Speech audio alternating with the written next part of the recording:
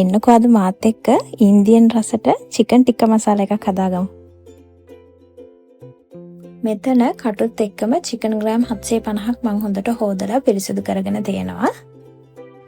ඉඟුරු සුදුලූරු මම මෙතන තලාගෙන තියෙනවා. ලොකු ලුණු ගෙඩි 3ක් විතර පොඩියට කපාගෙන තියෙනවා. ඊට අමතරව තක්කාලි ගෙඩි 3ක් විතර කපාගත්තා. මේ තියෙන්නේ තෙලට දාගන්න ඕන දේවල් ටික. මේක මම සයිඩ් එකෙන් දාන්නම් මොනවද ගත්ත දේවල් කියලා. අද මේ චිකන් එක හදාගන්න ටිකක් ලොකු භාජනයක් ඕනේ. ඒ වගේම තෙල් ටිකක් වැඩිපුර ඕන. මේ සයිඩ් එකෙන් දාලා තියෙන දේවල් ටික මම මේකට දාලා පොඩ්ඩක් ටෙම්පරාදු කරගන්නවා. ඊට පස්සේ මේකට කපාගත්ත ලුණු ටික එකතු කරගන්නවා.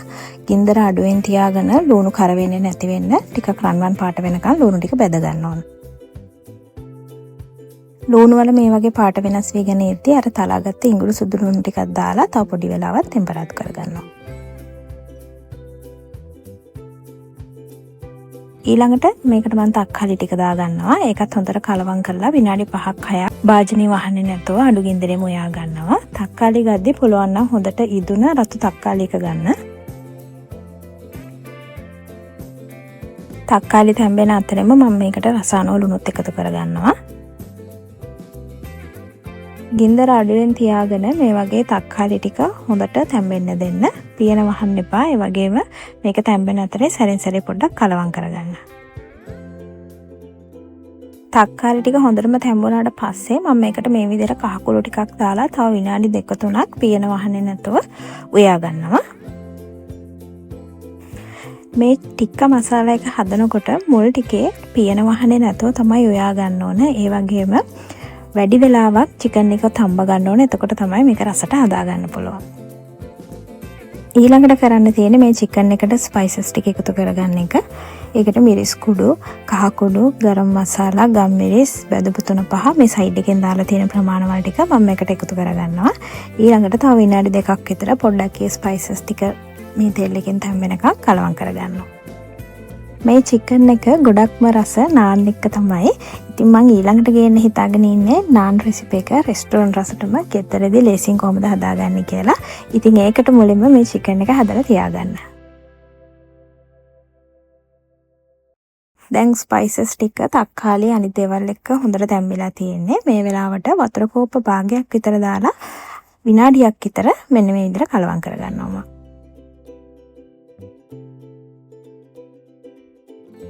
දැන් මෙන්න මේ වගේ ග්‍රේවි එකක් එනවා. ඒ වෙලාවට අම්මිරිස් කරල් දෙකකුත් දා ගන්නවා.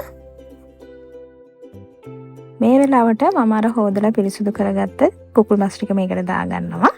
ඊට පස්සේ ගින්දර අර විදිහටම අඩුවෙන් තියාගෙන විනාඩි 2-3ක් මේක කලවම් කරගන්නවා. අර චිකන් වල තියෙන වතුර ගතිය පොඩ්ඩක් එළියට එනකම්.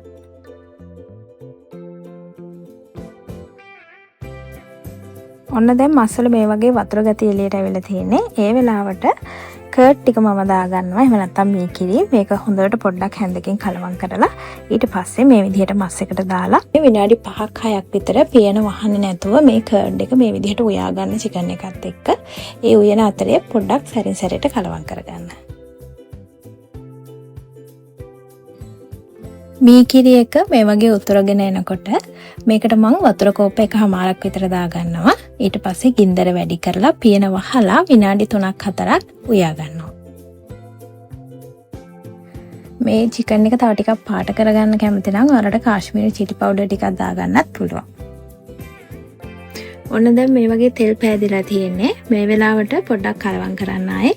ඊළඟට විනාඩි 10ක් විතර අඩු ගින්දරේ පියන වහලා මේ හොද්ද උකු වෙනකන් චිකන් එක හොඳට තැම්බෙනකන් උයා ගන්න.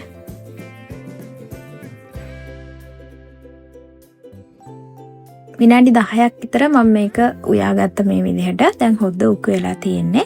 දැන් ඔයාලට චිකන් එක රස කරගන්න දේවල් දෙකක් එකතු කරන්න තියෙනවා. මුලින්ම කොත්තමල්ලි කොළ ටිකක් මම මේකට දාගන්නවා. ඔන්න ඊළඟ වැදගත්ම දේ තමයි මේ උළුහාල් කොළ. මේක වේලපු උළුහාල් කොළ. මේකට මෙති කොළ කියලාත් කියනවා. ඉන්දියාවේ අය චිකන් උයද්දි මේක අනිවාර්යයෙන්ම දානවා. ඉතින් සුපර් මාකට් එකෙන් ඔයාලට ගන්න පුළුවන්.